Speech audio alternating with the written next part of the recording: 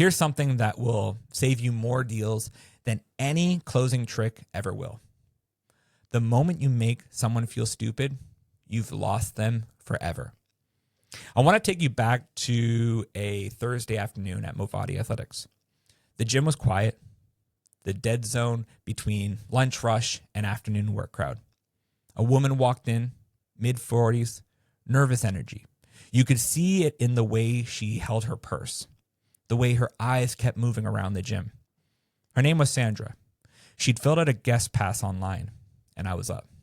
So I walked over, introduced myself, shook her hand, and within 5 minutes, I knew her story.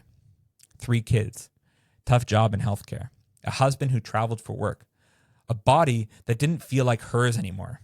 She tried everything. Weight Watchers, beach body programs, a couple months at Planet Fitness. She'd bought equipment for her basement that was now collecting dust. And somewhere in that conversation, I made a big mistake. She was telling me about her basement gym, the treadmills, the dumbbells, the yoga mat. And I said something like, yeah, home workouts are tough. Most people can't stay consistent without accountability. That's why gyms with personal training work so much better. Seems harmless, right? I was just stating a fact. I was just showing the value of what we offer. But watch what actually happened. Sandra had just told me about years of effort, years of trying, years of hope and letdown, getting back up again. And what did I do? I basically told her all that effort was wrong. That she'd been doing it the wrong way. That she needed us to succeed. I didn't mean it that way, but that's how she heard it. And I saw it happen. This little shift in her posture, the way she pulled back, the way her answers got shorter. By the time we got to pricing, she was already gone. I need to think about it, she said. And she never came back. Here's what I didn't get back then. Criticism, even when it's accurate, even when you're trying to help, set off the oldest alarm system in the human brain. A psychologist named Dr. Skinner shows this in his research. An animal that gets rewarded for good behavior learns way faster than an animal that gets punished for bad behavior. And what's true for animals is true for people too. When you criticize someone, when you tell them they've been doing it wrong, when you point out where they failed, you're not teaching them, you're attacking them. Not on purpose, not physically, but emotionally. That's exactly what's happening. And the brain treats emotional attacks the same way it treats physical threats. Fight, flight, or freeze. Sandra didn't fight me. She didn't argue. She just quietly decided I wasn't safe. That I didn't get her. That I was just another person who was going to make her feel bad about herself. And she protected herself the only way she could. She left. Carnegie tells a story about a pilot named Bob Hoover. Hoover was flying back from an air show when both engines cut out. Through some amazing flying, he managed to land the plane safely, just barely. When he checked the aircraft, he found the problem. Someone had filled it with jet fuel instead of gasoline. The mechanic who made the mistake was a wreck. He stood there with tears running down his face, waiting for Hoover to explode. And he would have deserved it. This wasn't a small mistake. This mistake almost killed Bob Hoover. So what did Hoover do? He walked up to the mechanic, put his arm around the guy's shoulder and said, "To show you, I'm sure you'll never do this again, I want you to service my F-51 tomorrow." Not a word of criticism, not a hint of anger, just faith, just trust. And here's the thing. That mechanic would have done anything for Bob Hoover after that moment. Not because Hoover left him off so easy, not because Hoover pretended the mistake didn't matter, but because Hoover understood something. The mechanic already knew he messed up.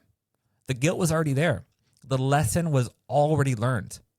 Piling criticism on top of that would have done nothing except destroy the relationship. Now think about your prospects.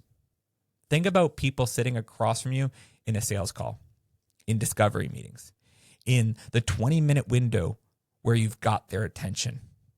Most of them have already tried something. They've already made decisions. They've already put time and money and hope into stuff that didn't work. And when they come to you, they're already carrying that weight. They already feel like they failed a little. They're frustrated, maybe embarrassed that they couldn't figure it out on their own. Your job is not to add to that weight. Your job is to lift it, to make them feel like their past effort weren't wasted. They were just steps on the journey, to make them feel like they were smart for trying, even if it didn't work out, to make them feel like coming to you isn't admitting failure. It's being wise. Can you feel the difference? One small approach makes them feel smaller. One approach makes them feel bigger. One approach puts them on the wall. One approach opens doors. So here's what I want you to practice before your next conversation, before you point out any gap, any problem, any area where your prospect is struggling. Ask yourself, how can I say this in a way that respects what they've already done? Instead of your current approach isn't working, try, you've clearly put a lot of thought into this. Let me show you something that might speed up what you've already started. Instead of most people make this mistake, try, this is actually one of the hardest parts. Even really smart people get stuck here. Instead of here's what you should be doing, try, here's what I've seen work for people in similar spots. The information is the same. The truth is the same, but how it lands is completely different. You're not telling them they're wrong. You're inviting them to try something new. And that invitation, that safety, is what opens the doors to trust. Carnegie includes a piece in his book that I've never forgotten. It's called Father Forgets, written by a newspaper editor named Livingston Larned. It's a letter from a father to his sleeping son. And in it, the father admits all the ways he criticized his boy that day. He yelled at him for not cleaning his shoes, snapped at him for spilling food, found fault with his posture, his homework, the way he played. All day long, he measured his little boy against adult standards. And then that night, after the boy fell asleep, the father went into his room. He looked at the small face on the pillow, peaceful, trusting, and he felt ashamed. He realized he'd been pushing his son for just being a kid. Now, your prospects aren't children, but the idea is the same. When someone comes to you with their hopes, their fears, their half-figured out ideas about what they need, they're showing you something personal. And how you respond to that will shape everything. Will you meet them with judgment or understanding? Will you point out where they went wrong, or will you honor how far they've already come? This isn't about being soft. It's about avoiding hard truths. It's about earning the right to share those truths. And you earn that right by making someone feel safe enough to hear you. That's the foundation of everything else we're going to talk about today. Without this, without the self-control to hold back criticism, to lead with understanding instead of judgment, nothing else works. But with it, with the foundation in place, you become someone people actually want to listen to. And that leads us to the next question. If criticism is off the table, what do we offer instead? That's where Carnegie's second big idea comes in. And it's the one thing that changed how I think about what selling really is. Hey, thanks for checking out this clip from the Sales Evolution Lab podcast. If you found value in this lesson, be sure to hit subscribe to evolve for the future of selling. And if you want the full breakdown, the deeper stories, the practical toolkit, check out the full episode of the Sales Evolution Lab podcast. Just click the video on the screen, and I'll see you there.